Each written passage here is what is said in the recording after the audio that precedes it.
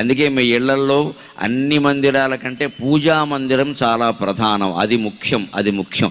పూజా మందిరం లేని ఇల్లు భూత ప్రేత పిశాచాల నిలయం. అది దంపతులు కాపురం చేసే అవకాశం లేదు అక్కడ. పూజా మందిరాలు బాత్రూముల్లాగా సన్నగా చిన్నగా ఉండకూడదండి. సత్యనారాయణ వ్రతం దంపతులు వాళ్ళ కొడుకులు కోడళ్ళు కూడా వరుసగా కూర్చొని చేసుకునేంత విశాలంగా ఉండాలి పూజా మందిరం అంటే. అప్పుడే మన హృదయం కూడా విశాలం అవుతుంది. ఏదో ఓ మూల ఓ చిన్న గది పెట్టడం, 36 విగ్రహాలు అందులో బారేయడం, మీరు మాట్లాడుకుంటూ ఉండడం, మేము బయటికి వెళ్ళి ఫోన్లో మాట్లాడుకుంటామని మనం వెళ్ళిపోవడం. అక్కడ 36 విగ్రహాలు పెట్టేయడం, వాటన్నిటి మీద పూలు పెట్టేయడం. సోమవారం పెట్టేస్తాడు, మంగళవారం తీయడు. సెంటిమెంట్ ఒకటి వీడికి మళ్ళీ ఇక్కడ. ఈయన కూడా సోమవారం మంగళవారం 2 రోజులు అదే బట్టలు కట్టుకోమన్నాడు. కట్టుకుంటాడేమో చూద్దాం ఇక్కడ.